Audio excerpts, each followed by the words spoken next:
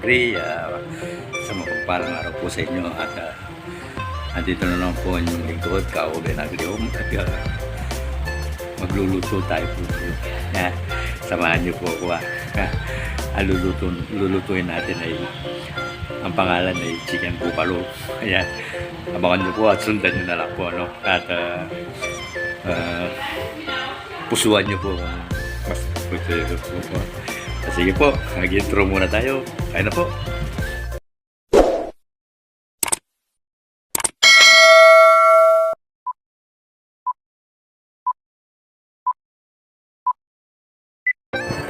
Kaya po mga ka-green, nandito na tayo sa kusina at mag-umpisa na po tayo magluto.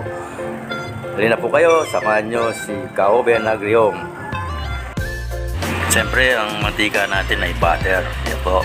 At saka, yan, lalagyan po natin ng ketchup. Yan po. At sige po, sundan nyo na lang po. Siguro yung mga cooker po na magaling pong mag-cook ay masusundan po nila ito. Okay po, shout out to sa mga chef cook po dyan, yung mga mahilig magluto. Panoorin nyo po yung luto ni Ka-Oben. Kung masarap po ito. Pangalan po ay chicken buffalo. Yan po, sige po.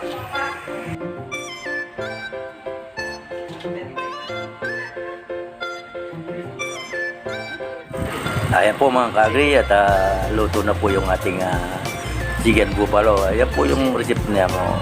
Yung recipe ng chicken buffalo.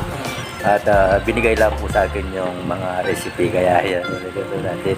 Ayan po, nilagay na natin sa ready na po tayong kumain at magmukbang.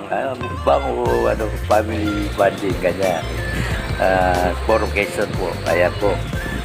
Sarap na po. Ayan, maraming salamat po sa inyo mga idol at sinamahan nyo na po si Ka-Oben Agri-Home. Sana po patuloy nyo po supportahin at